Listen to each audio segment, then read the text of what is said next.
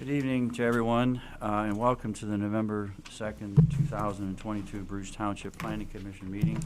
Our meeting start time was 7:05 p.m. Dana, will you please call the roll? Yes. Before we do that, can I? We didn't know who he was, thanks.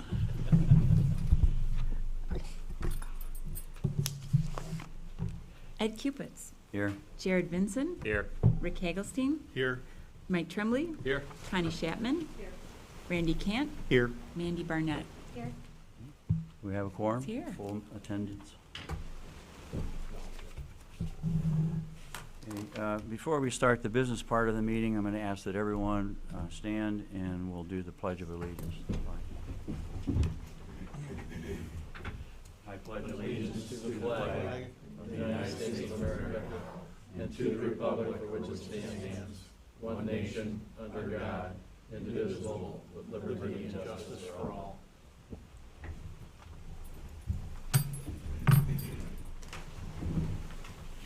Okay, this is a Bruce Township, it's a public business meeting of the Planning Commission. We have 7 members that are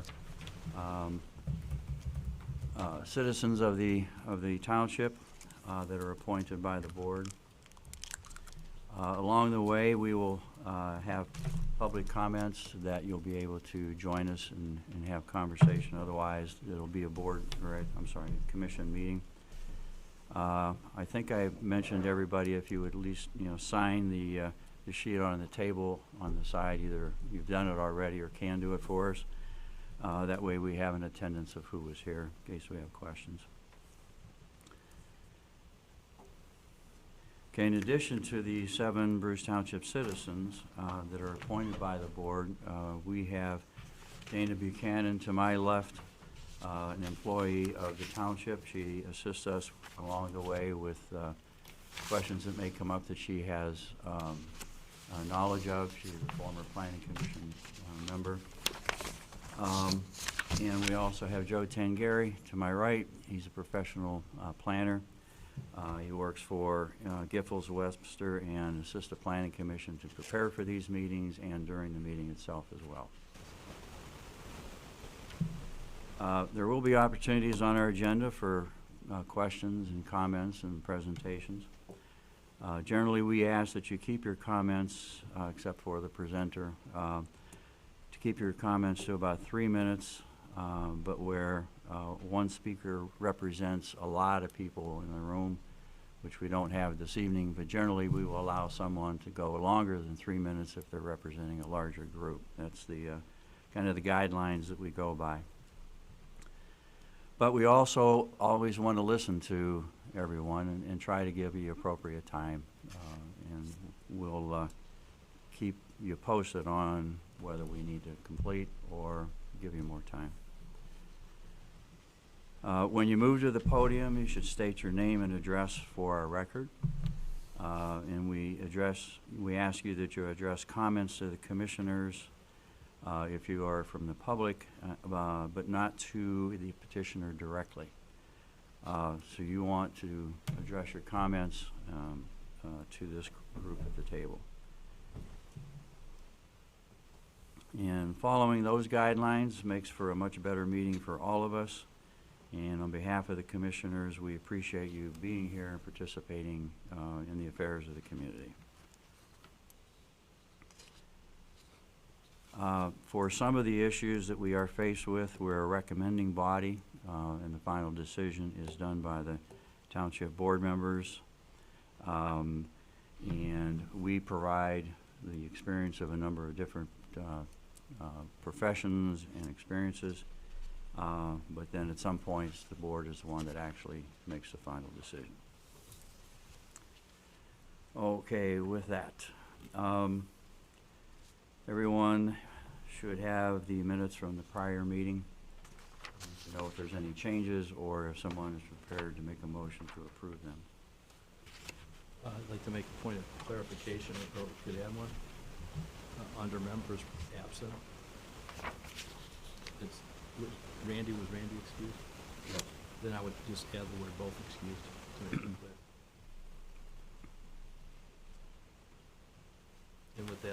motion to, well, Anyone else? I'll make a motion to approve the minutes as modified.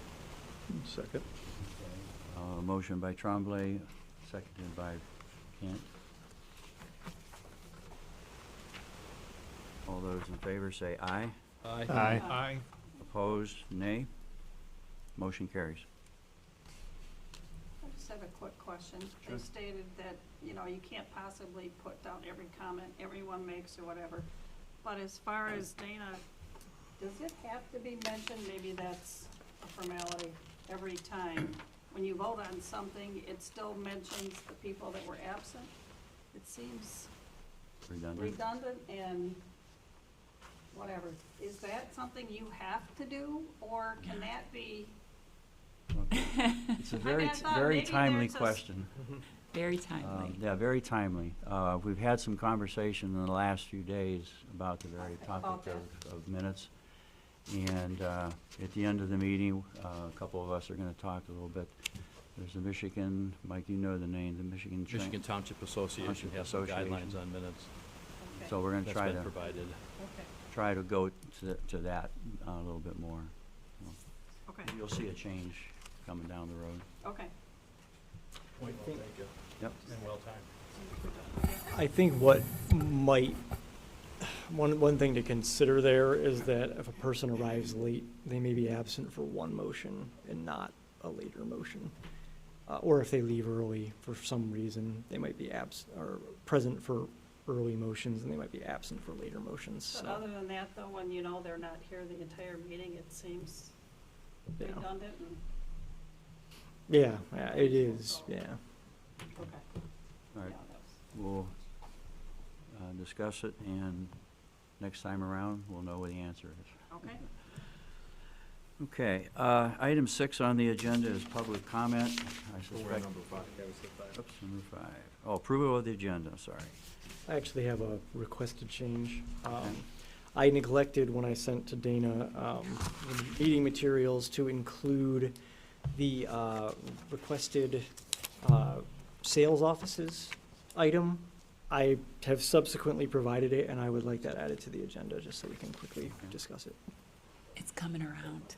What is that? Sales office? Sales offices for multifamily, All the, okay. yeah. So we could just add that along with the other zoning discussion Okay. and, Add that around the time when you normally will talk. yeah, exactly, yeah, we can add that after the other zoning ordinance discussion. 10C, you think? Yeah. or- Yeah, unfinished business is fine. We'll We've make discussed it that before. item 10C. Joe, do you need? Oh, I've got it here, thanks. I'd like to add another item. Okay? Make it 10A, and then make the next ones B, C, and D. And A would be 156 Gate Street. And I'm bringing it up for discussion, potential action and motion. You want that 10A? 10A. And when we get to that subject matter, I'll get into more details. Yep. Okay, so we'll end up with an A, a B, a C, and a D. Okay.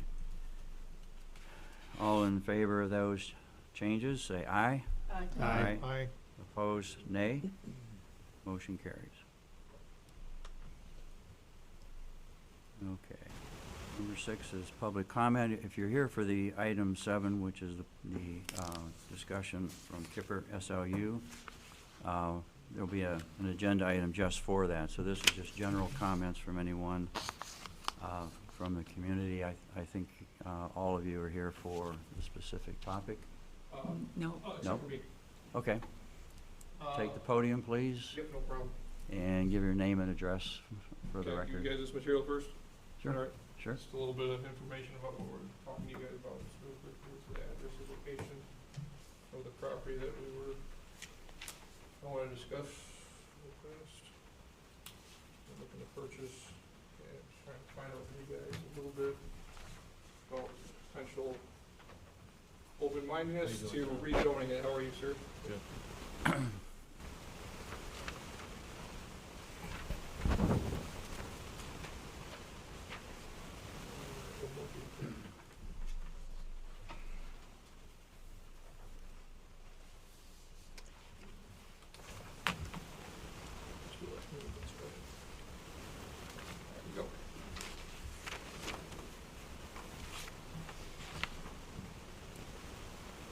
My name is John Lehman. I live right here in the township, right off Ebling on Elkhorn Drive. Been here for about 4 years. I own a company called JL Lawn Maintenance, JL Land Services. We do a lot of snow removal, landscaping work down in Macomb Township and Macomb area, and starting to work some more up here. Property there I'm talking about is right there on 36 Mile and Van Dyke. It's on the corner. It used to be a dog store. I'm sure you guys have all seen it over there on the corner. It's about 4-acre property, pretty flat, vacant land. It's kind of landlocked by the white lands behind it, and there to the south side there is a large farmland. Tree line on the two sides except for 36 Mile and Van Dyke. As you can see now, it's actually zoned as C1. There's nothing around it at all other than that. It's the only commercial property in the area. But like I said, it is pretty landlocked. There's wetlands right behind it. You can't build past it or anything like that. I'm looking to kind of turn it into a landscape supply store, selling mulch and materials out of there for my business, and then also for running my landscaping and snow removal company from it too. There's already a building on the property. It's not a very large building. I could keep that for right now and to run my business out of there, start a retail out of the front of there, and then put a large building up in the back to store most of the equipment and stuff inside. As a rudimentary drawing I drew for Dana a few months back when I was talking to her initially about this, of what we might do, and it probably would change from that, but I'm just kind of giving you guys a heads up of what I was looking to do. In that, I'm looking to do a zoning change from a C1 to a C2 with a special land use after talking to Joe and some of the people in here about what would be a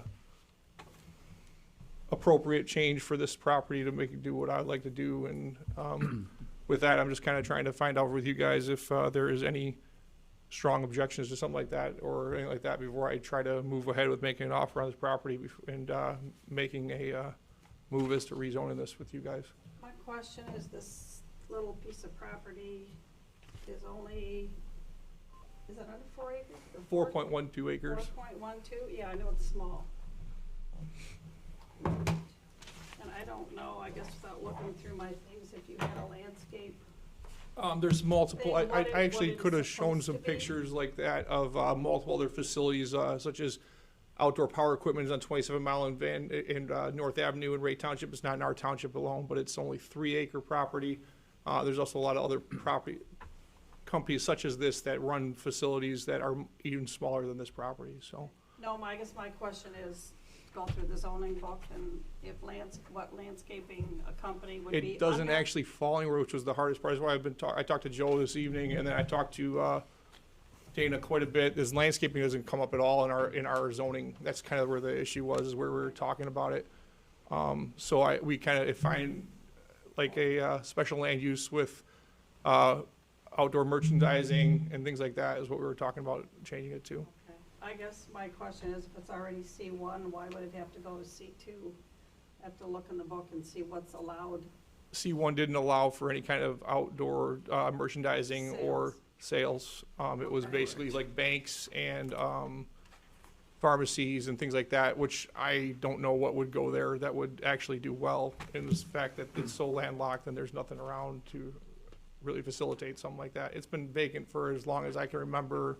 The building that is on that picture that's from aerial views, a very small building. It was built in the 50s, so it's been there for that long and not changed, so. Yep. Anyways, I just, like I said, it was one of the biggest things is wanted to find out from you guys if there was any large objections to something like that, or if it would be something that would be pursuable. I think, yeah, it needs research, but, Yeah. yeah, you're wise in coming and asking, yep. Yeah, you've alerted us to it, and we don't take action I understand you can't until- really make any kind of Yeah. decisions or stuff like that, but if I put it on your radar before I go and make a move, then you can like look into it a little bit better. When do you need to make a decision to do the purchase? I have to give him some kind of offer in the next couple weeks here, because I've been stringing him along for meetings, because there was one, and then, Yeah. but that's my decision to make on my end, but more of an issue of if there was any large objections to it, as I said, with the fact that it's not I know C3, there's none in the township, and there's been pursuit for this property to be C3 in the past, and that's not something I'm looking to do, so. I don't think, is there even C2? There is Yeah, we have C2, but it's down The here. shopping centers around the corner are all C2. Okay, C2 right here. Yeah. okay. And Joe, did you want to explain that it's a two-meeting process? Oh, yeah, he's aware that if he gets a rezoning, then there's also a public hearing for a special land use, to do what he wants to do, so it's a two hearing, And then the board. yeah, the board has the final say on both. Did you deem that C2 is the appropriate zoning for the use that the potential applicant is right? Well, so at first I was not aware of the retail component, and I thought, no, but if it is primarily a retail frontage, and then there's, the other component is further into the site, then I think C2 could work, yeah. The planning commission would have to make a determination that the use was appropriate for the location, as with any special land use. But with the retail component and the outdoor merchandising, yeah, that special land use that's available in the C2 district would be the thing.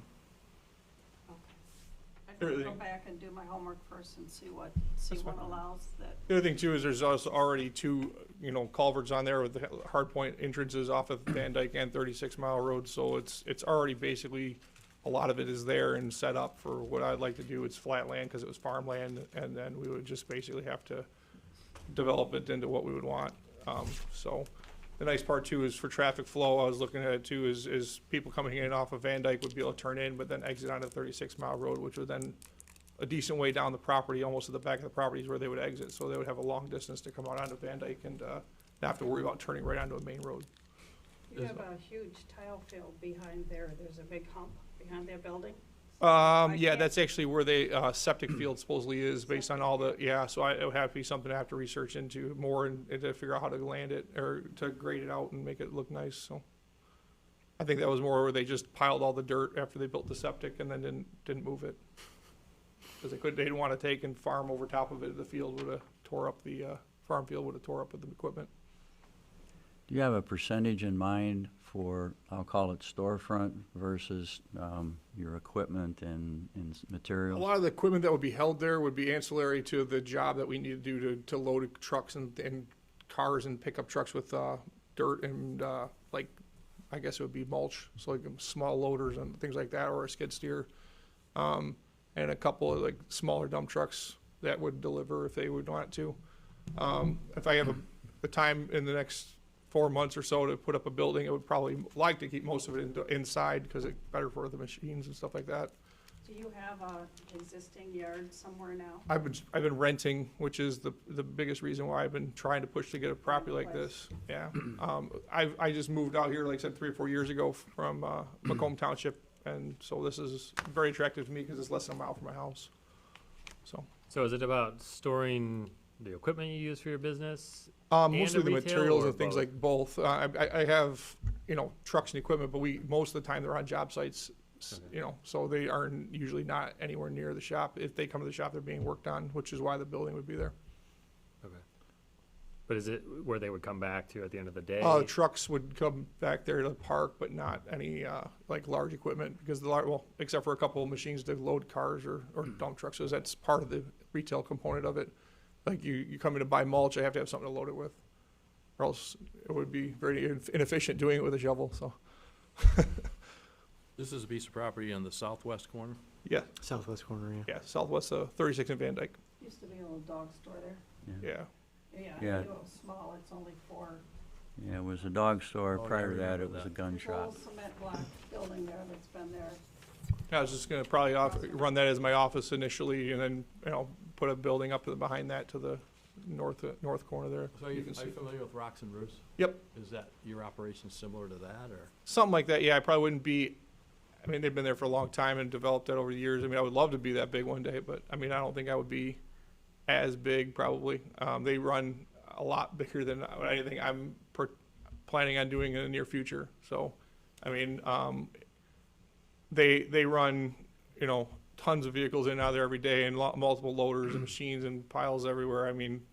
Obviously I would store material, but most of the smaller places that I've seen and been to by landscaping supplies have one machine, because there's plenty to service what they got going on. Are you doing retail out of your current location? I am not. That's part of the reason why I need a storefront, because I've been renting, like I said, so Okay. it's hard to run retail out of that, but it is something that I would like to get into, especially if I'm gonna be selling the stuff to put down, then I would be able to sell wheelbarrows, shovels, stuff like that out of there. Possible, I'd like to get the address of your current location. Right now, I'm running out of the U-Haul right now on 31 Mile Road. We have they actually rent deep, there's like shops inside there that are heated, and I have a lift in there to work on my trucks and all that stuff, and then I rent all the parking spaces out there because there's nowhere in my subdivision that's allowed to keep any of this equipment, and to find a building that was like under $1 million was a difficult task, so, especially with the market the way it is. Okay. But, yeah, if that's where I run out of right now is U-Haul on 31 Mile Road there. Okay, thank you. Yep. You have a somewhat, not a super substantial amount of residential there, but there's a fair number of residents right across the street, Mhm. north of there, I think on both sides of the highway. There's a church just north of there Church, directly, with yes. vacant land between it and the property. Right. And to the to the west, there's wetlands with tree lined, and to the south is tree lined also with farmland. But across the road, I do understand the fact that there's residences and stuff like that. It'd be more of an 8 to 5 operation, so it wouldn't be something where we'd be out there with loud noises all night and things like that. And if anything was being worked on, it would be inside of a building, so. State of Michigan owns the north side. Is that what it is? They tore that house down, they Yeah. used that when they widened M53. State of Michigan owns that. Gotcha. Everything around Lot. it is zoned R1 or R1A or RS. Yeah. I did get a call today, I think this is pertinent, from someone that was interested in buying this for a party store, which is a special land use for that. That's totally different, zoning, isn't it? It, For a party store? I think a party store is at C1, Joe? Is that something that's a special land use under C1? I think it may be. I will look at that.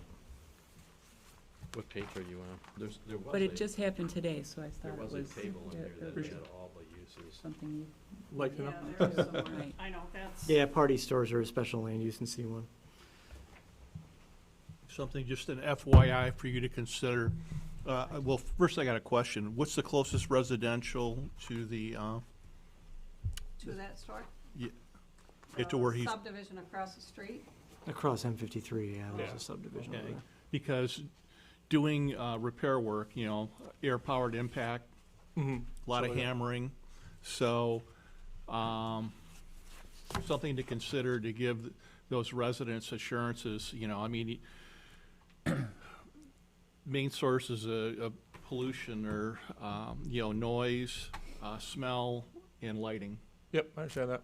So, Is there not already an ordinance in Bruce Township? I know when Enbridge went through, you can't start before 7 in the morning and you have to quit by, I don't know what the final, I thought there was an ordinance. Yeah, I know there's there is a- in Birmingham and there's a all that, noise like ordinance. when lawn services come There is, through, there they, is an ordinance. That's for the actual turn, yeah, it's a noise ordinance for turning on your equipment and stuff like that. Like, we can't start at a job site before 7 AM a lot, and yeah. some cities it's different, but, yeah, that's usually what it is. But I understand what you mean by that. Like I said, I live less than a mile from there.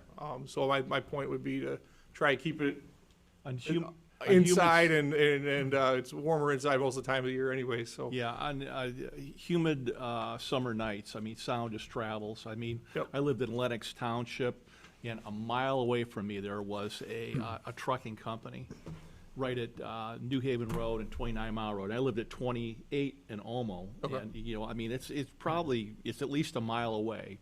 But I'm telling you, when they took and cranked up those air guns, it was like they were next door. I bet. So, I experienced that firsthand, and, I had air conditioning in the house, but,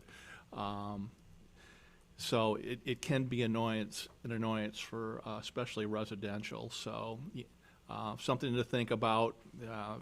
You get to the point where, closer to this possibly coming to fruition, that you come forward with some means to proactively mitigate that. Okay.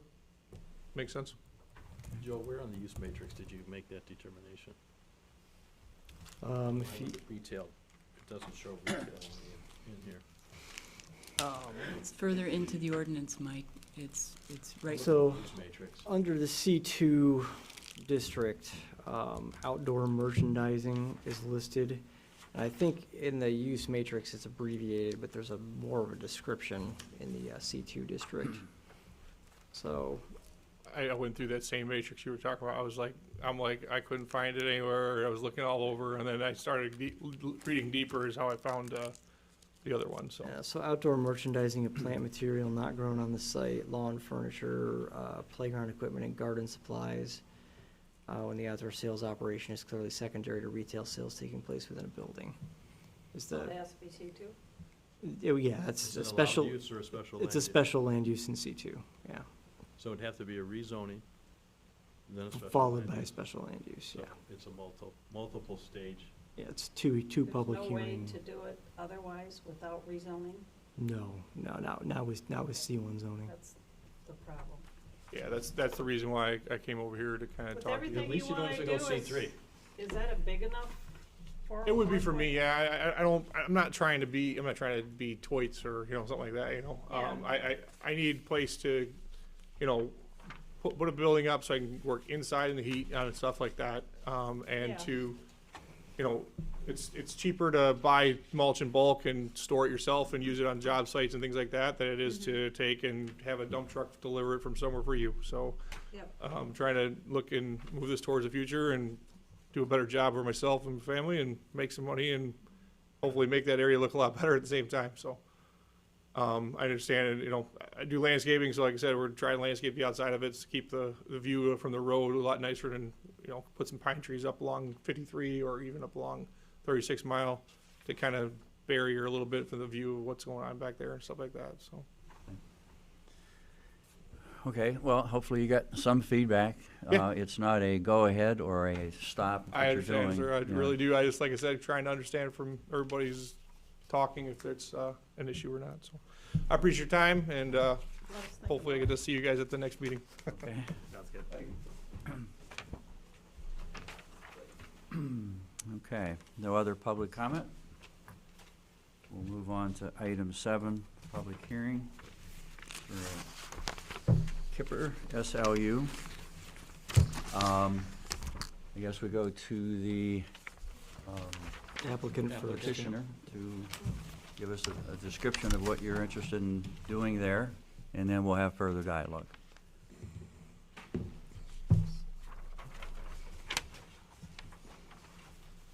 Hi, John Kipper, and I live at 5300 Rapp Road in Bruce Township, obviously.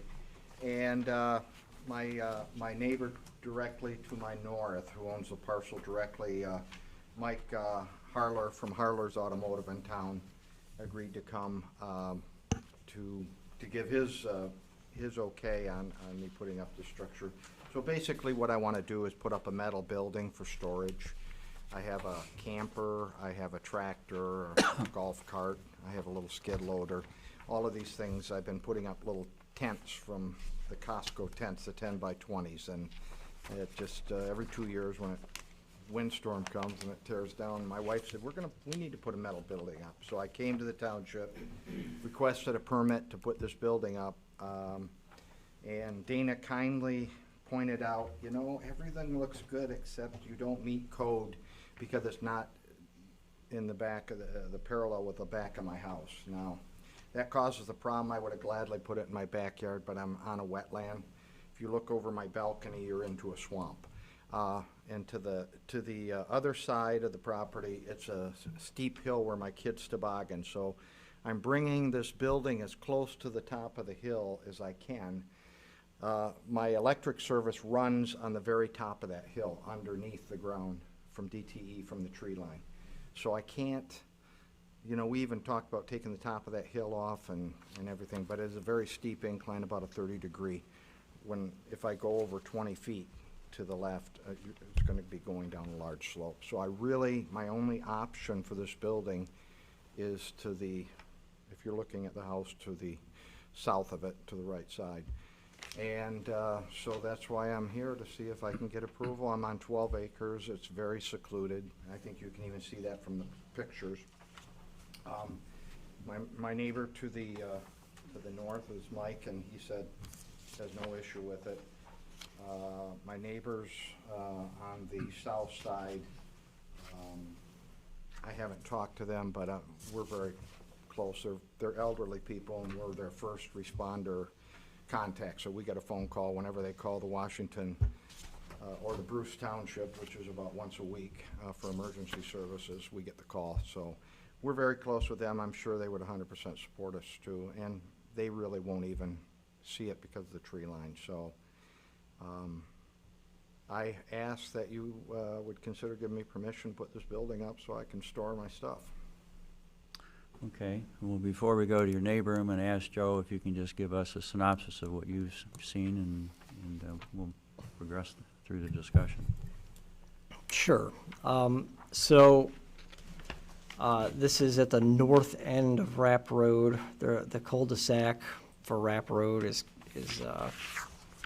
sort of juts into this property. They're proposing a 1,500 square foot detached accessory building on a 12-acre lot. The maximum size on a lot from 10 to 15 acres is 3,270 square feet, so they're within that.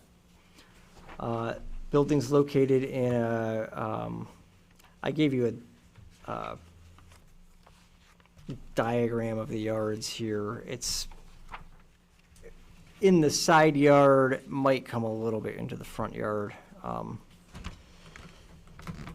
The site's 12 acres, as I said, and then it's zoned R1. Every property around it zoned R1. It's all single-family homes. They meet the setback from building to building.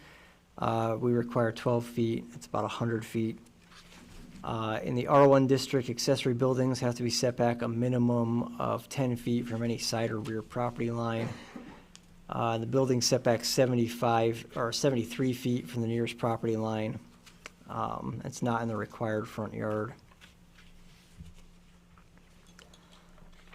3 accessory buildings would be permitted on a lot this size. This would be the second such building on the lot. There's a small shed there already.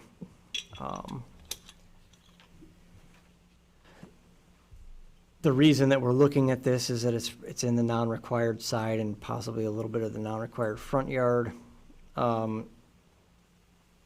The maximum height for an accessory building over 850 square feet is 29 feet, and the height provided on the plans here is 12 feet.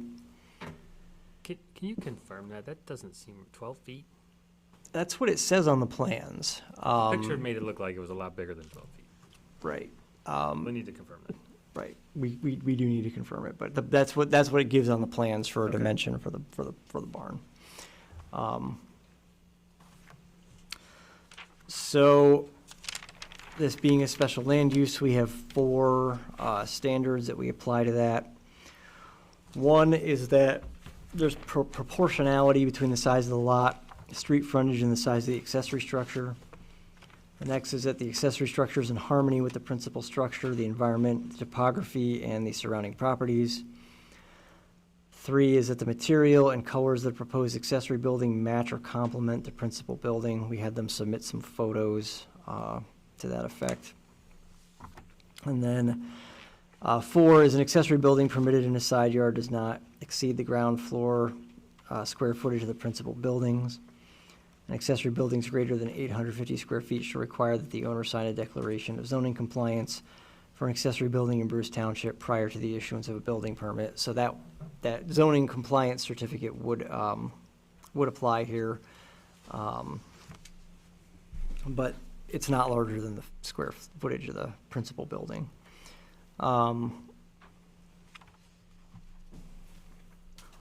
Yeah, again, requires special land use approval because it's located in a non-required side yard. And you are making a recommendation to the board, which will issue the final approval or denial.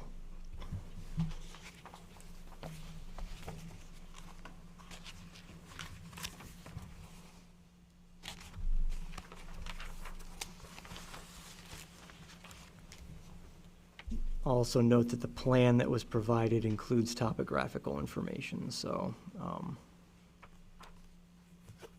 you can see where some of the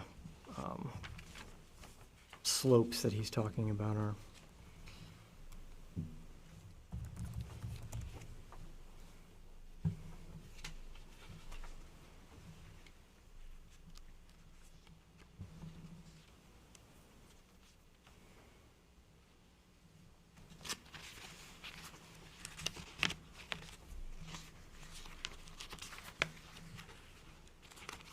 Any questions for Joe? Yeah, I do. Joe, at the top of your report, you have the applicant as David Thompson. Yeah, I put the wrong name on there. I've since updated it for Dana's records. Okay. We do have the correct name on there. And then there's references to side yard and front yard mixed in within here, so is the applicant proposing a front yard or a side yard?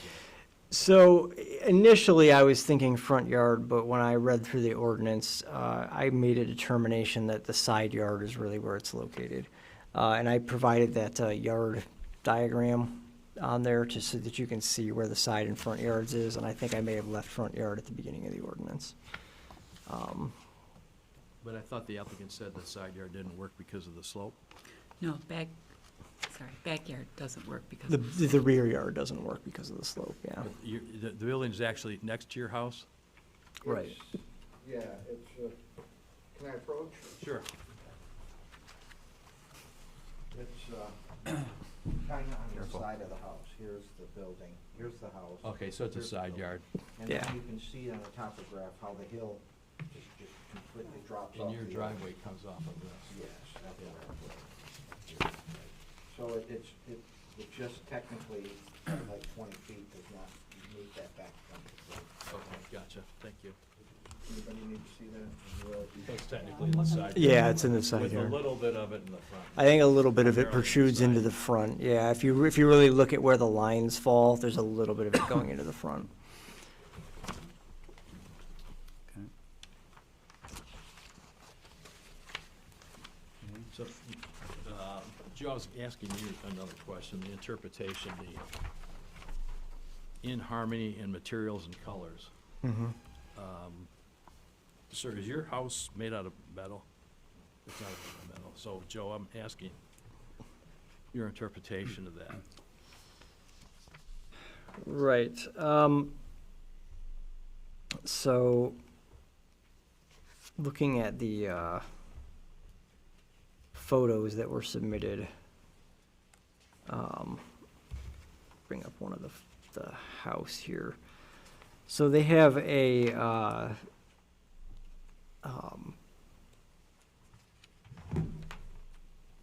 kind of, I guess it's, I don't know what you'd call that color, tan or ecru or something like that with siding.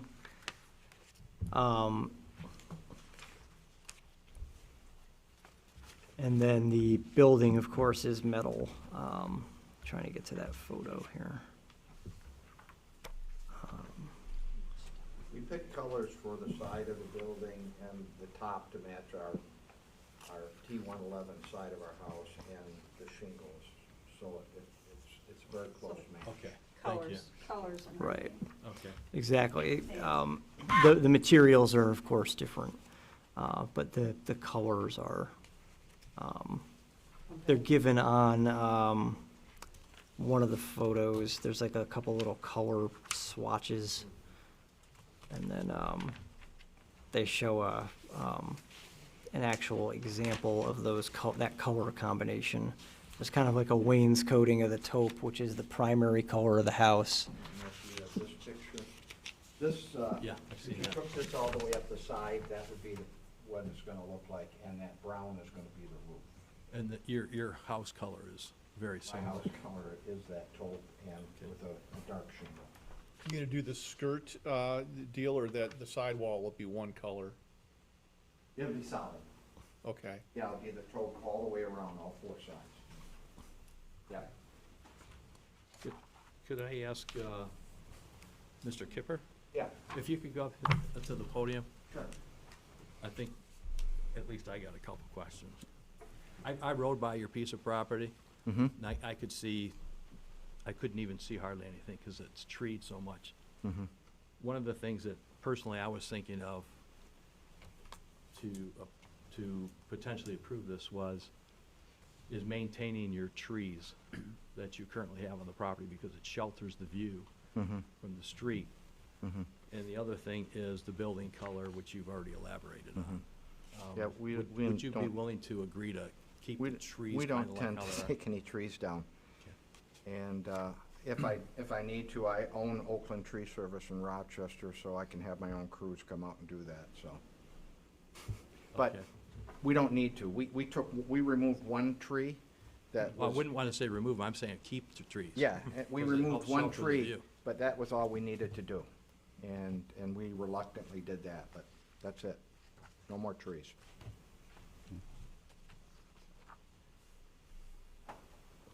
Okay, well, this is a public hearing, so need a motion to open the public hearing, and then we'll let other folks talk. I'll make a motion. Open the public hearing at, what time is it? 8:43. 7:44? 7:44. Perfect, 7:44. Second? Okay, motion by Connie, seconded by Mike at 7:44. All in favor? Aye. Aye. Aye. Opposed? Nay? Motion carries. So if there's anyone in the audience that would like to speak on his behalf, feel free. Just following the rules. Good evening. My name is Mike Harler, 5050 34 Mile in Bruce Township. Never done this before, so bear with me. No. I can only say, not having studied John's project, the location that he referenced is the only place that would make sense, the only viable option, as near as I can tell. I don't think we'll see it at all from our property, nor will anybody else, based on my travels down Rapp Road.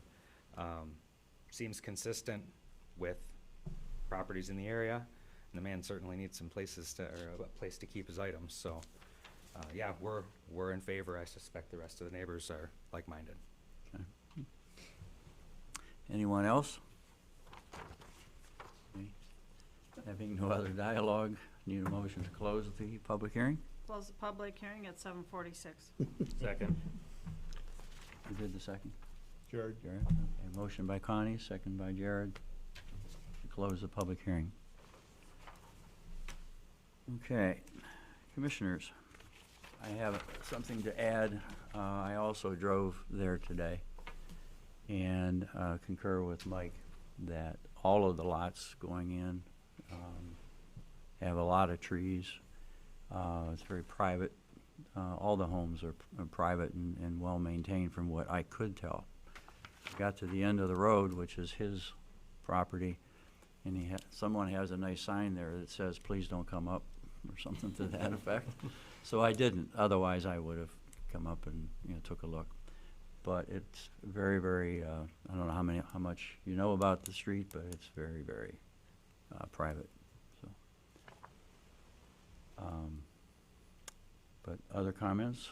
Didn't we have a similar instance like this on 33 Mile Road where it's set back and lots of trees around, you couldn't really see it? And then somebody cut the trees? No, Oh, I'm just okay. saying the trees Okay. hit their building in the back, so, and then we've had other cases where people have come and they can't put it in the back because of the property or whatever, so it happens. Okay.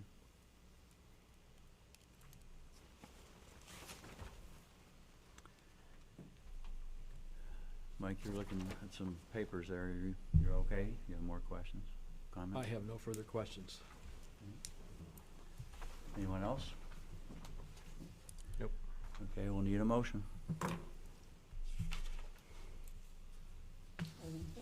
I'm happy to write a motion, but I would need a recess to. Anyone have anything ready? Or if you don't want to recess, I have some notes, and if yours are different, I would be more than willing to compromise mine if I agree with your And I changes. haven't thought about it. Okay. You good with that, Jared? Yeah. Okay, I would make a motion to make a recommendation to the board to approve the special land use at 5300 Wrap for a side yard accessory building based on the following. One is the unique topography of the parcel that prevents any practical addition of an accessory building in the rear yard. Number two, that the color of the accessory building match the color of the house, and that the building be, for all intents and purposes, the same as what's been presented in the application package. That the trees on the property remain basically as is unless they need to remove them for the building.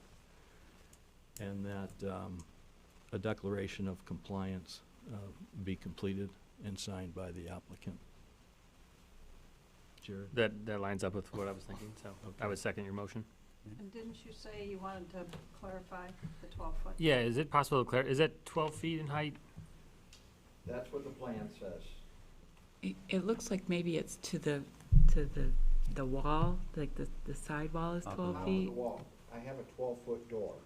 Okay. So I think it might be a 14-foot peak, but they say 12 feet in the plan, just like Joe pointed They're out. so- we're measuring to the midpoint between the eve and the peak I can amend to the get motion that to 12. state that it meets the height requirements. Yeah, just to confirm Yeah. that, I think if it's 12-foot sidewalls, I'd be surprised if it got over 29 feet, but we should just confirm our. Make sure.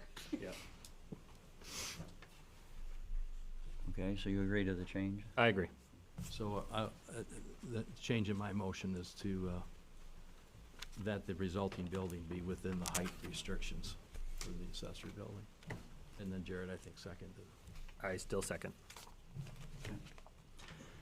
Dana, can you call the roll when you get that note made? Certainly. Cupits, Yes. Vinson, Yes. Chapman, Yes. Tremblay, Yes. Barnett, Yes. Hagelstein, Yes. Cant. Yes. Motion passes. Motion passes. Congratulations. Good luck. Thank you. But now it's gotta go in front of the regular board. Oh, I'm sorry, that's right. As I mentioned earlier in my intro, sometimes we are the recommending body, and it has to go to the board for final approval. So in your situation, it will go to the board, and they'll have our recommendation, which you just heard about, was for approval. But you'll have to go there one more time. They give the final Yeah, approval. that's They two. They have the final. When will that be? 2 weeks from today, Yep, 2 weeks from today. at 7 o'clock, same place. Okay, so I still need a final approval to proceed. Yes. Mhm.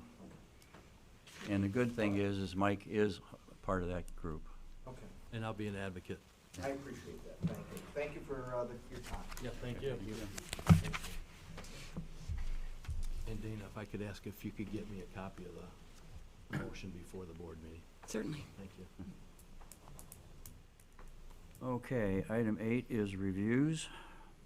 I don't believe we have any of those.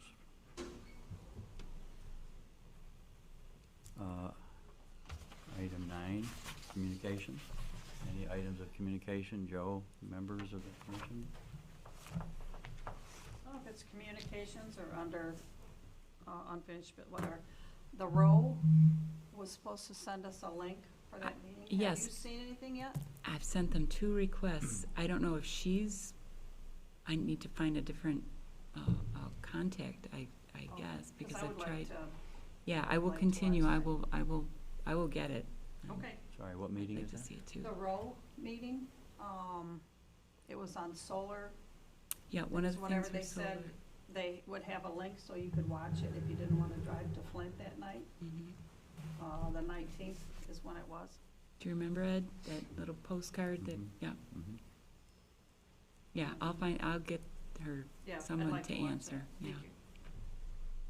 I just add one other thing under communications in line with what you brought up earlier, Connie, regarding minutes. It was very timely because Is that where it belongs, or what? where yours was? No, is that where you're gonna bring up the thing on the minutes? Yeah. Okay, We've had some discussion on the minutes, and myself and Ed and Dana and Mike, and we're looking to shorten them up a little bit. So there was some guidance provided by Michigan Township Association that's been provided. So Okay. we're looking to, it'll probably save Dana some time too. Yes. Okay Well, with it me. seems foolish after every motion, after every vote we know they're absent, was put in the beginning, so it Yeah, shouldn't that's a have to small- be there. That's a That's small only piece. one of, Shouldn't yeah. have to be there. See, every The other time, piece so. is when you have comments or general discussion, very, very brief comments. Yes. And then Mhm. the I agree. real key is to record your motion, the justification for the motion, and how it was voted on. Those are the real key points. Yeah. And we had a conversation with Joe, and he said it's important to capture the thinking, the thought process, Right. not necessarily every little nit and nat. Yep. Yeah, you don't have to have the exact thing that everybody said verbatim, but you want to capture the essence of the reasoning behind every decision. Okay, good. Okay. I have something to share. Sure. And this is for the benefit of all the commissioners. My understanding is that at times we reference the master plan when making motions. The master plan is a recommendation document. It is not the law. The law is the zoning ordinance. So at times, there can be differences in content, and because the zoning ordinance is the law, that should always take precedence. Correct, Joe? Yeah, absolutely, yeah. Okay. And furthermore, be referenced. I don't think that the master plan should be referenced without also citing what the zoning ordinance states. So a recommendation to either approve or deny by means of a motion is not being made on solely a document that is a recommendation-only document. Mhm. That's it. It's an approved documentation, I'm sorry? approved, reviewed and approved, so it does carry some. But in addition to that, it doesn't hurt to reference the master plan if it's consistent with your decision. Yeah, In addition to exactly, the yeah. zoning ordinance. Okay. Okay, thanks. Okay, item 10. We made 156 Gates A. Okay, so I brought this up, I had mentioned this to Ed earlier in the week.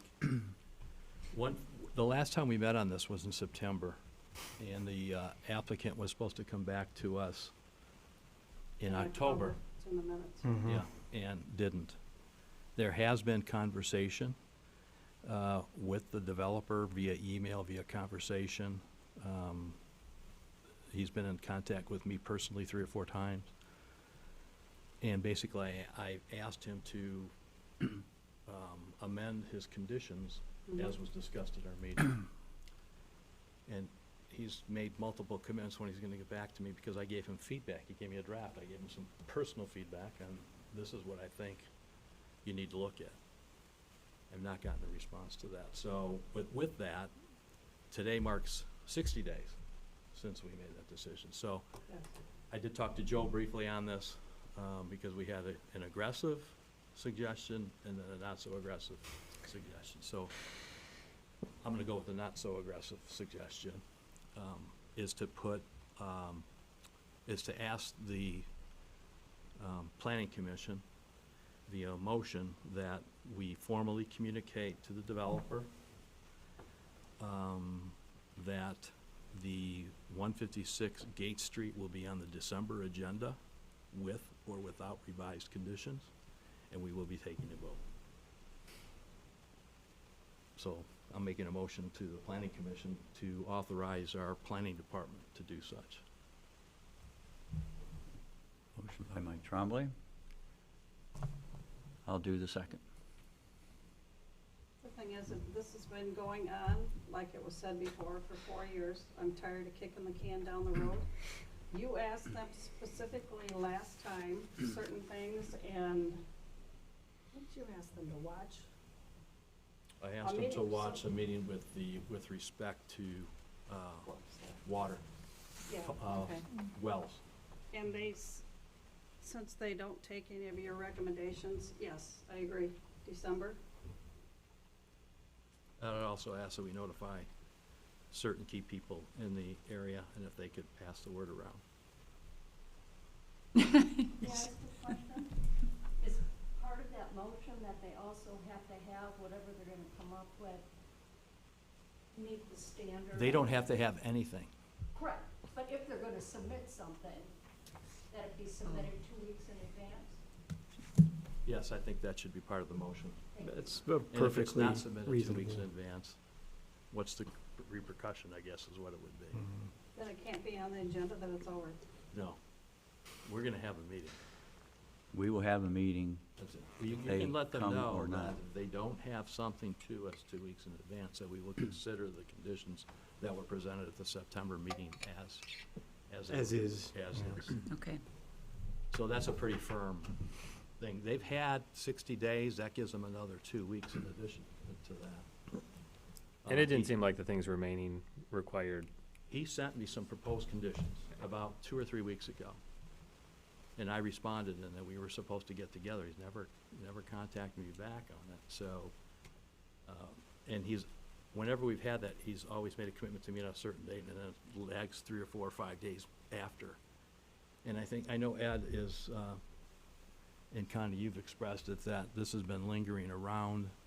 I think we've been very, Too long. Well, when they, flexible with the when developers did so they far. originally apply for their public hearing?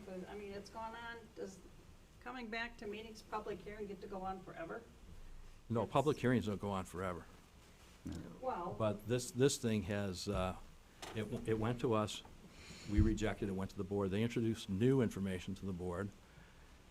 And as I sat on the board, I didn't feel it was appropriate to introduce new information the planning commission hadn't seen, so I recommended it come back to us, and it did come back to us. And we had multiple work groups in between, Right. with a small contingent of the planning commission. And unfortunately, those conditions that were presented weren't consistent with what we discussed at the work group, so. And to add additional information, there was an email that I had sent to Mike and Mike Philbrook, and basically saying the same thing Mike is saying. This has been going on and on and on and on. We had, as Mike mentioned, a lot of meetings. I think Joe was at least one or all of them, I don't know. Yeah, one Rick, I probably. think you were there at one as well. I was there 2 of them, Two.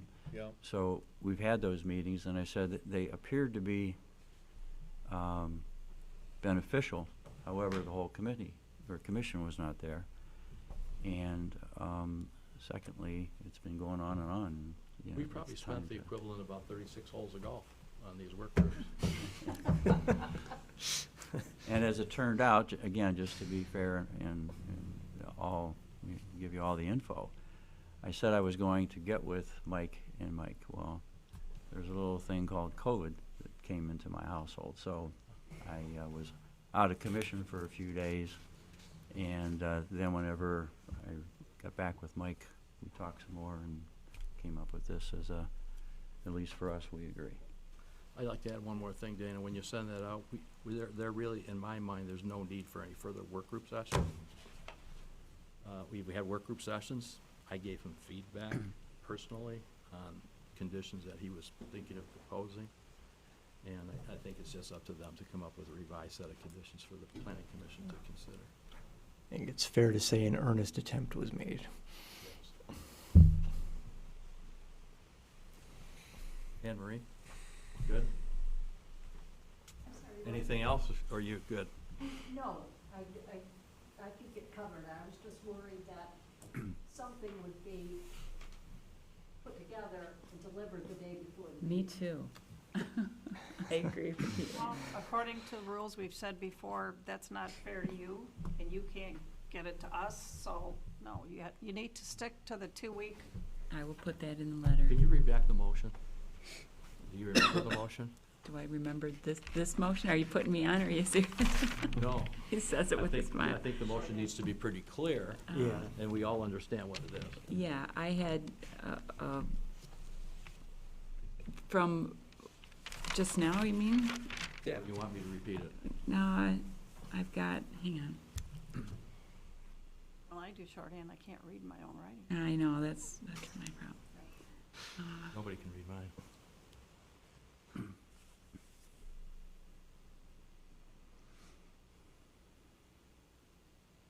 I've got it briefly. I've got it in brief. Motion to authorize the PC to notify to the developer to submit, Not the PC, the planning department.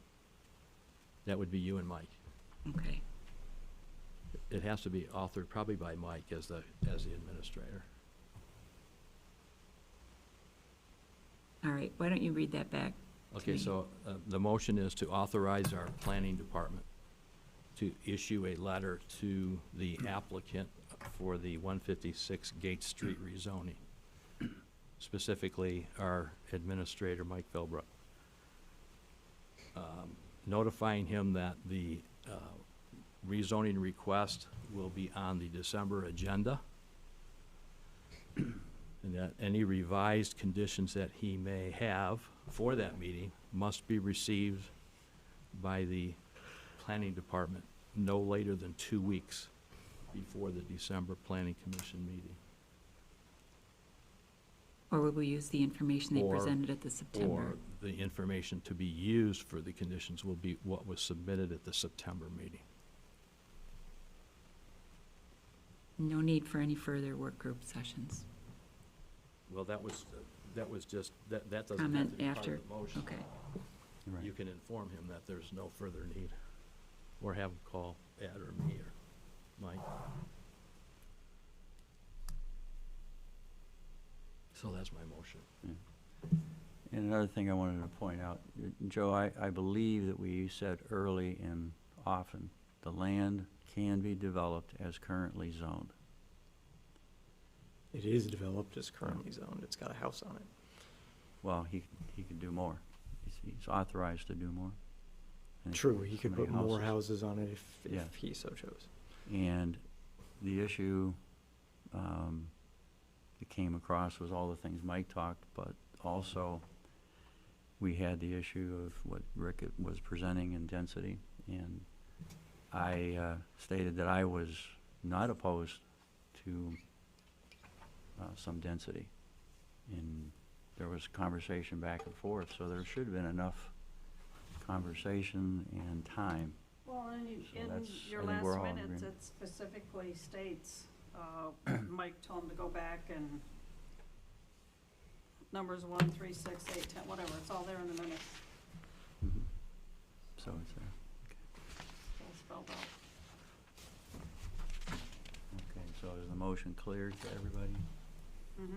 And Dana, I'm sure Mike will help review the minutes and make sure it captures I got it everything. now. I got it now. Okay, so the motion was by Mike Trombley. Second for the motion, You second. yes. Thank you for reminding me. Motion by Trombley, second by me. I think we need to do a roll call vote on that. Mandy Barnett, Yes. Rick Hagelstein, Yes. Randy Cant, Yes. Ed Cupitz, Yes? Jared Vinson, Yes. Connie Chapman, Yes. Mike Tremblay. Yes. Okay, motion passes.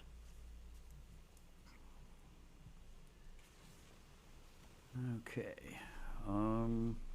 next item that I have is unfinished business. Joe, on 5G. I provided a memo for this. I mean, the short version is there's really not much news. We've had low-level discussion of this issue for some time. Township has a moratorium in place, but hasn't been approached about installation of any facilities. 5G service is available in the township. 5G equipment can be placed in rights-of-way not owned by the township at the discretion of the agency in control of the right-of-way. The short update is that nothing significant has changed in the regulatory environment since we last discussed it. And I included some of the research that was done previously, including some of the links that were there before, and that's basically the extent of the update. We don't really have any any new items that we could possibly be taking action on. What about the health concerns about 5G technology? Is that kind of dissipated, or is that still active in what you? Depends No. on who you talk to. But at any rate, the FCC's existing regulations on environmental effects of radio frequency administration emissions preempt state and local regulation of those facilities on a health basis. So it's from a legal standpoint, it's moot.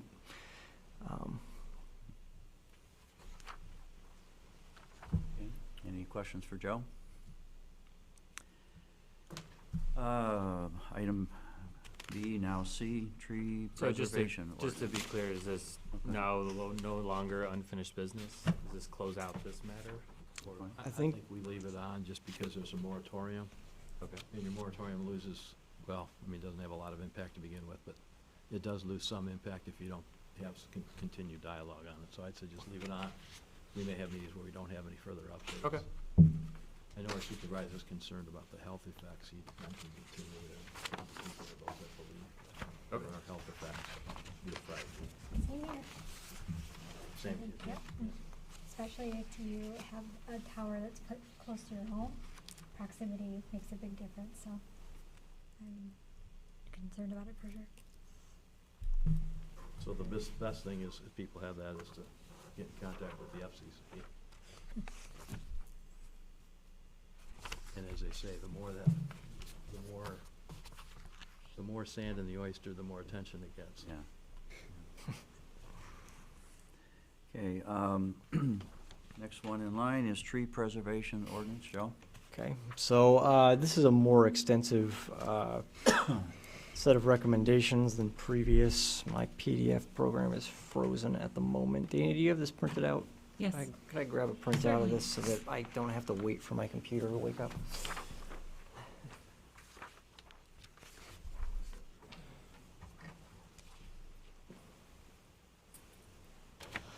So,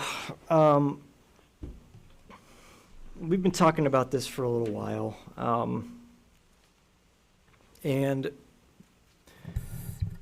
I've included a bit of that background at the beginning of the memo.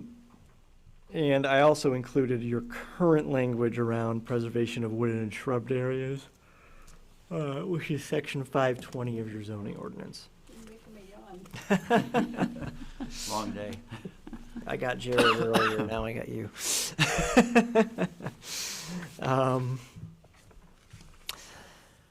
So that gives us a little bit of an intent statement. Here's what we're trying to do, and then has some brief standards for tree preservation.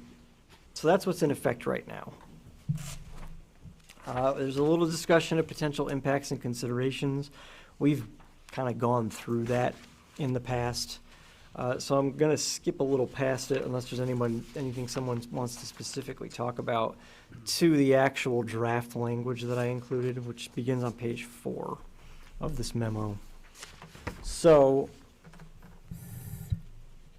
we have an intent statement, and that carries forward the intent of our current regulations, but also elaborates a little bit. So the basic bullets of intent, and this is directly from the conversation that we had about the goals of tree preservation in the township a couple of months ago. It's probably June, I think. Slope stabilization and erosion control, conserving water quality, maintaining a microclimate, filtering pollution from the atmosphere, preserving the rural character, healthy environment, and aesthetic quality of the township, mitigating noise, and managing stormwater runoff. Those were the purposes that we have for this regulation. So basically, from there, we've got a little applicability test. So we're telling people when a tree removal permit's not required. So if you're removing a tree or trees below 6 inches in diameter at breast height, which is a standard arborist measurement of the size of a tree. Removal of dead trees, removal of a tree that poses an imminent danger to health and safety, Removal of 2 trees per calendar year on occupied single-family properties less than 1 acre in size. On occupied single-family properties 1 acre or larger, removal of 8 trees or not more than 10% of the total trees on the lot, whichever is less, shall be permitted without a permit. So we're allowing people to do some basic thinning and culling, but not a clear cut, without any kind of permit. And then trees removed to facilitate the agricultural use of land would be exempt anyway, but we're being explicit about that. And then any tree that's not listed in item 1 is considered a regulated tree. And then where a tree that's listed as exempt from a tree removal permit in items A through C above was planted as part of an approved landscape plan, then it has to be replaced in accordance with the approved landscape plan. So we're not giving people an out to chop away their required landscaping. If it's required landscaping from a site plan, it has to be replaced. And if trees are removed prior to the issuance of a removal permit, we're basically relying on digital aerial photography to determine whether the requirements of the ordinance have been met. We have to have something to fall back on, and that's probably the closest we have to a reliable method. So the next couple of items talk about what we have to provide. It'll be a tree inventory. And that indicates the location, diameter, and species of all regulated trees on the site, or in the case of a large site where work is performed only in a delineated work area within the work area.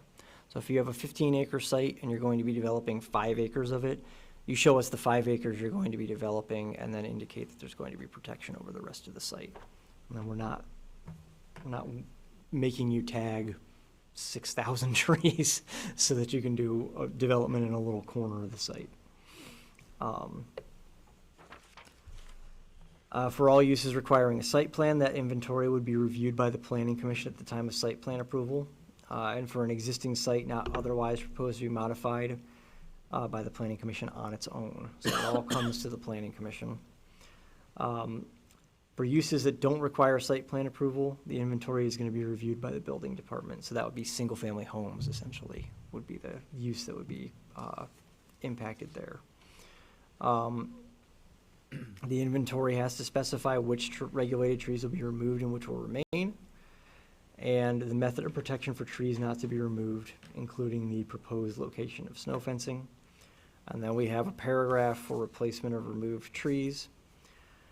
Where greater than 50% of the regulated trees on a site or in a delineated work area will be removed, the inventory shall state how many trees in excess of 50% will be removed, and then that number multiplied by 2 will be the total number of replacement trees required to be placed on the site. So if they have 100 trees and they're removing 52 of them, they have to provide 4 replacements because that's the number in excess of 50%. And then we have a requirement for the replacement trees, 3-inch caliper and a minimum height of 8 feet for evergreens. I have a couple other potential things to think about. One is we could look at obnoxious species as things that are eligible for removal without replacement. I gave a little list of them.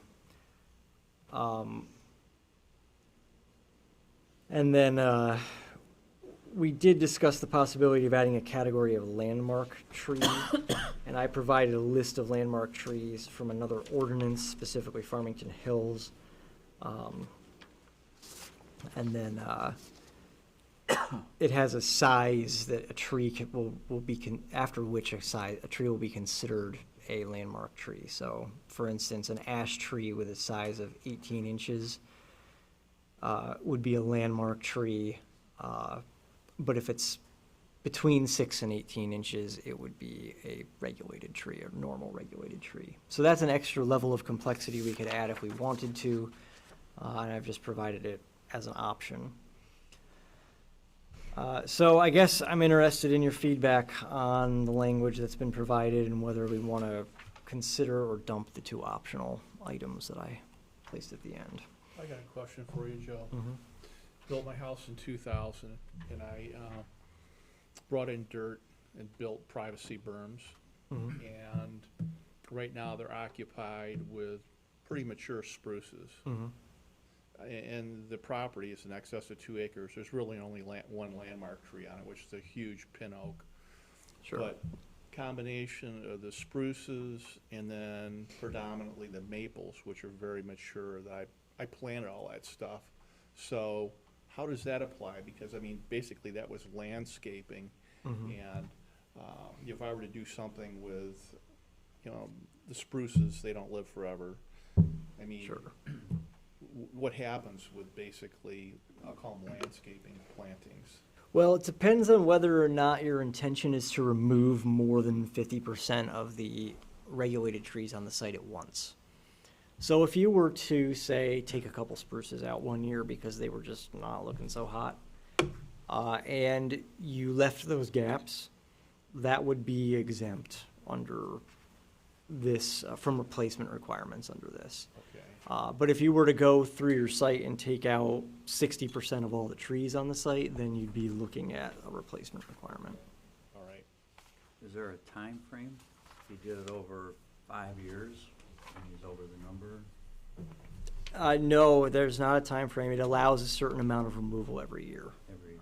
So, you know, you could potentially very slowly kill off your trees, I guess, but you can't do it all at once. You can't do it in one fell swoop where you just take everything out. One of the things it keeps talking about is clear cutting. I looked up definition of clear cutting in a number of places, and clear cutting is cutting all the trees down. Right. So we had a resident here backed up to 32 Mile Road, complained about a guy clear cutting when really all he did was clean out all the scrub. Right. And clean up his yard.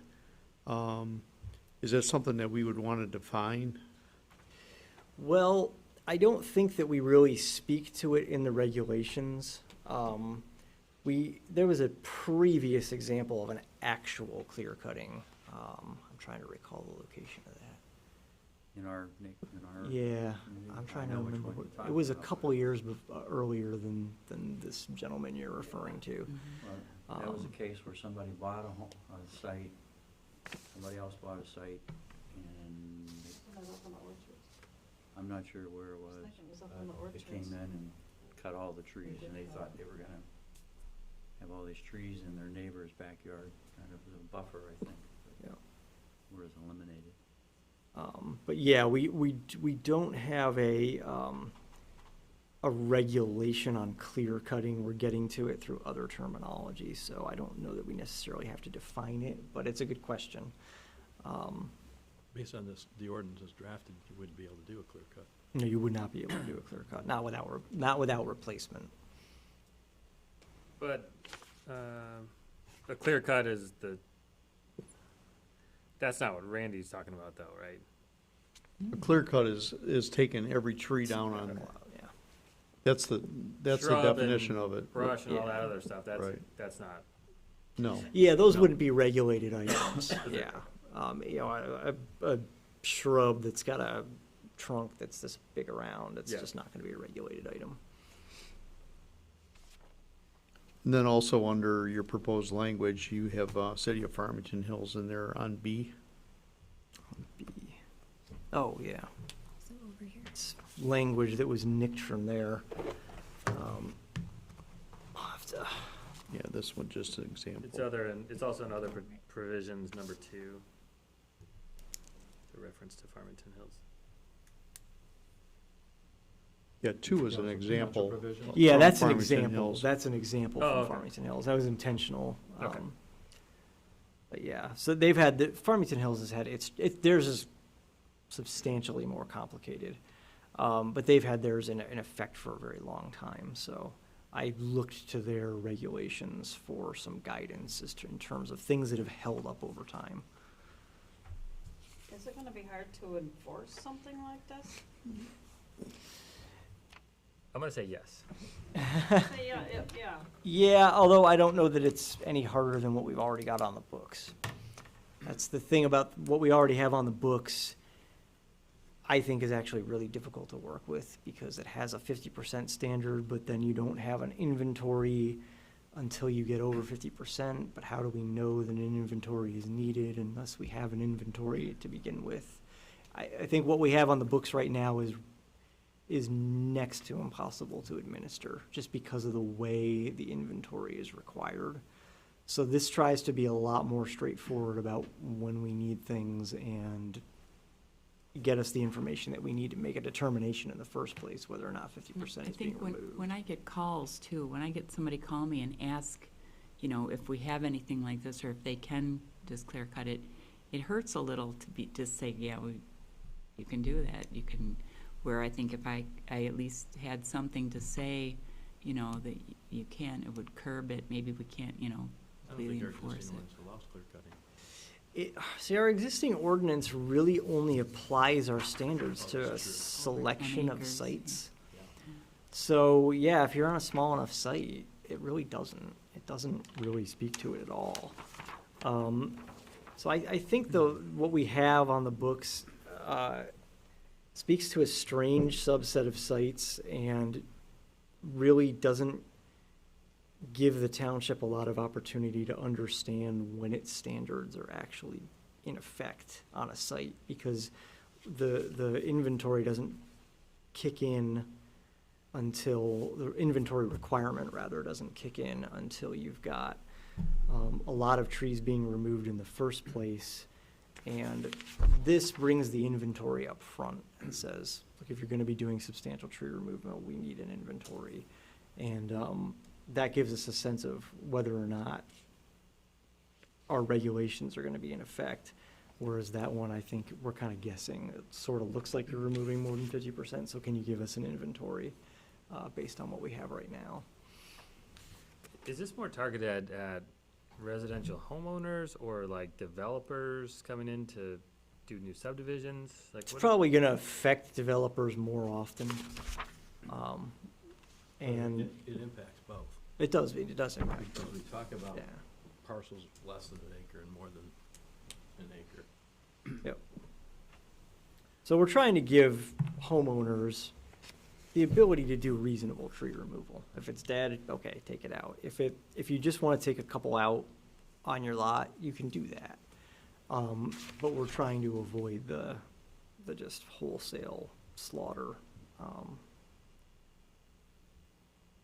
Yeah, I guess I just want to make sure we're not becoming too overbearing. Like if we use Rick's example, at some point the spruces need to go. Is he required to replant trees that he planted in the first place? Not under most circumstances, he wouldn't. Again, if he took out 50% of the trees on his entire site, then he'd be required to do a little bit of replacement.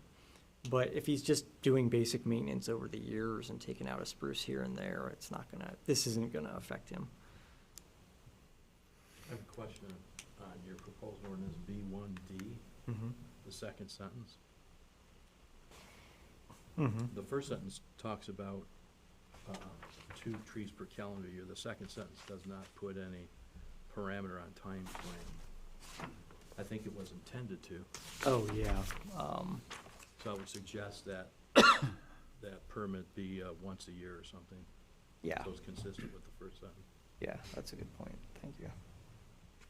Joe, the DNR doesn't have anything that works as a foundation for one of these? And the reason I ask it is, I lived in a community before I came to Bruce Township, and there was a subdivision that was being built, and I bought a lot. And the developer was required to go in and tag a certain number of trees of which ones they were going to keep. So I'm surprised they don't have something that is like a blueprint. Yeah, DNR, I don't think has any real resources for this on private property. Okay. I think they're more concerned with the administration of their own parcels in general. They don't have really anything for tree removal on private property. And Eagle doesn't really have any guidance either on this kind of thing. The Eagle's much more concerned with water courses and wetlands than they are with woodland. They deal with woodland, but they don't really have guidance on this kind of thing. Okay. I think the draft language is an improvement from what we have. think Anne Marie had a comment. It's really a question. I read it over. If you were to adopt something like this, how, for instance, would this impact either houses or condos going in at 156 West Gates? That acreage, just under 5 acres, is covered with trees. Yeah, if they were taking out more than 50% of those trees, they would have to provide us an inventory. And if they were showing that more than 50% of the regulated trees on the site were being removed, they would have to provide some replacement. Now, if they're dead trees, they're exempt. Yeah, it would be exempt if they were So- dead, yeah. Do they get to decide what's dead? Well, yeah, they would have to use, in fact, I'm thinking about fleshing out the requirement here a little bit to provide a standard for health measurement, because there are standards for health measurements, and we could hold them to that standard. Well, the other thing it talked about too was, the footprint of the building. So when you put like the condo complex in, you're gonna have streets, you're gonna have buildings, driveways. Like, would they have to design that around all the trees? Or they would leave the trees that are not in Or the have to site plan? replace them? Building envelope. Yeah, so if they were taking out trees for the roads and things, if it reached that 50% threshold, then anything that exceeded the 50% would have to meet the replacement Be replaced. requirement, yeah. So again, just going back to the earlier example, if whatever development they were doing in there, if they had 100 trees and they were taking out, 60 of them, they would have to put 20 replacements in because they're 10 over 50% for removal. Healthy trees. Yeah. Yeah, regulated trees, yep. So based on what Rick said, we have a neighbor that had jack pines around his whole property. Jack pines only lived 20 years, so 20 years, they all got removed. At that point, even though he planted them to begin with, he'd have to replace. Yeah, if they were all coming out at once, yeah, I would think that, Unless they're dealt Unless with. they were dead. Unless they were dead. unless they're dead, yeah. Right. If they're all dead, then, yeah, he'd just be able to take them out. What if it's half dead? Like Well, the- yeah, like I the blue think you spruces need that a we have. threshold for Call it conditions. half-life. So I'm gonna answer Connie's question about how do you enforce this? For all practical purposes, the enforcement in this township is by complaint. So you'd have to be, the enforcement would be after the fact. So if someone took down more than half of their good trees, it would be, It'd be too the late. enforcement would be, They you complain need to then, yeah. replant, you need to replant some. Yeah, you'd wind For all up practical planting some, purposes yeah. here. Yeah, exactly. Didn't Shelby Township probably within the last 10 years, come up with an ordinance, because of all the developers taking all the trees down? Yeah, they have one. Washington Township has one. It's not too dissimilar from what I've got here, actually. There are quite a few communities in the area that have them. You see quite a few different approaches. I just try to keep this very simple and I didn't want to go crazy with all kinds of exceptions and like if this then that kind of language, Because that's absolutely harder to enforce. Right. Well, personally, my recommendation is for the other potential provisions, I think that complicates the ordinance. We're not a sophisticated township. We don't have a strong enforcement arm, just by nature of our size. And I would suggest that we authorize you to update the language to address some of the things we discussed here, Sure. and not to worry about the other potential provisions at this point in time. Yeah, we can drop those. Okay. Works for me. What the rest of the board thinks about Yeah, that. well, that's fine with me. I have a question for you, though. At some point, is the board gonna see all these? Yes. Yeah, once we Any make, change in ordinance, they yeah. would approve it. once we But send it to them. We're the arms and the legs, I and then understand. we make a recommendation. I just wanted to make sure that that was part of it. Yeah, they'll ultimately see it once we make a recommendation on it. We'd also have to have a public hearing. I mean, we're months away from. Yeah, oh, yeah. So Joe, is it possible for you to update this and maybe we could talk about it at the next meeting. If we're all good, then we could schedule a public hearing for the meeting after that. Yeah, if we survive all our public hearings next time, we'll talk about it at the end of the Yeah, meeting. it's gonna be, December's gonna be It's a big agenda. December is? well, we've yeah. got 156 Gates for, to kick it off. And then I have 3 applicants. That one might be short, it might be long.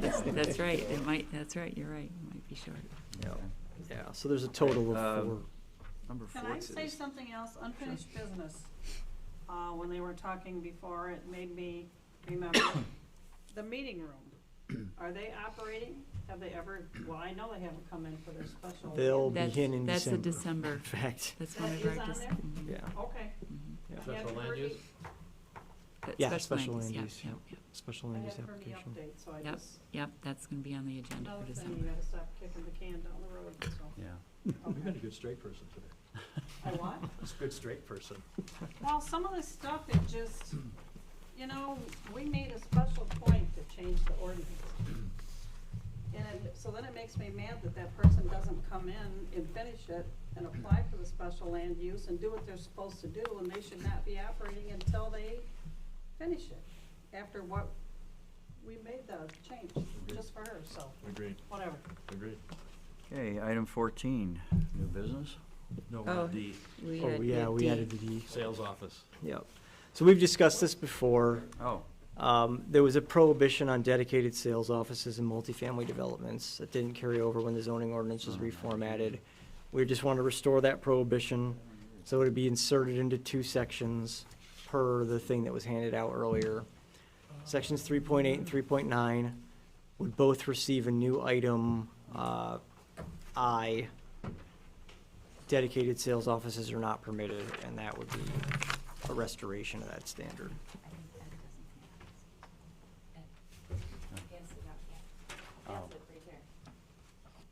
Yeah, and this is the Oh. exact language that we settled on at the last meeting, so this is just it in an actual memo for you. So Joe, could we have you put this in the form of an amendment that we could have a public hearing on this at the Yep. December meeting? You could absolutely set a public hearing for the December meeting. Thank you.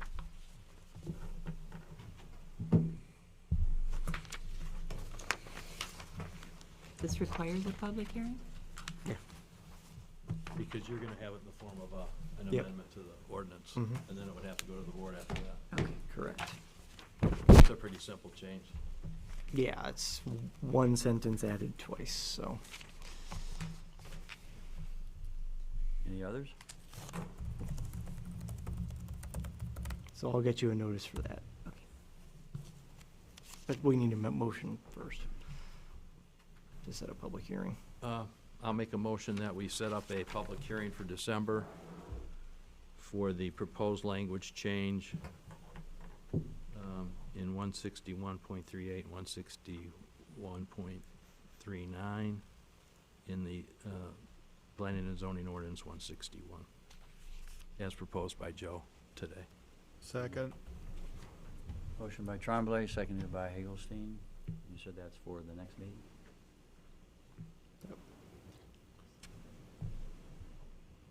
It's one thing that we know will go nice and quickly. Dana, would you call roll when you get Yep, ready? yep. Oh. Barnett, Yes. Hagelstein, Yes. excuse me, Cant, Yes. Tremblay, Yes. Chapman, Yes. Vinson, Yes. Cupits. Yes. Motion passes. Thank you.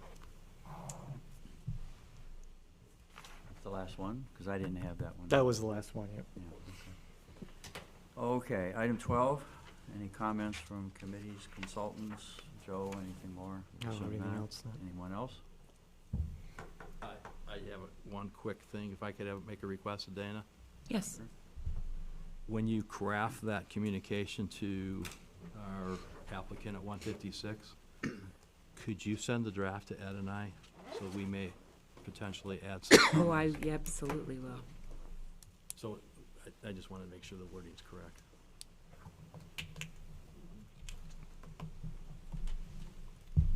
Okay, item 13 is comments from commissioners. Anything new, different? Item 14 is adjournment. So moved. Second? Motion by Tremblay, seconded by Connie. Mhm. All in favor, say aye. Aye. Opposed? Thank you all. Thank you. That went about 35 minutes longer than I thought. It was the unexpected addition. Yeah. Real quick, Joe, I just want to go over my notes with you. Mhm. Make it quick. What I know about this stuff. Okay, you said you hadn't watched the video, correct? No, I hadn't yet. Okay, anyway, Gordy Wilson from Anderson, Western. Oh, yeah, AEW, yeah. Okay, yeah, I figured I know you- Gordy. Jared, stay right there. So anyway, he was a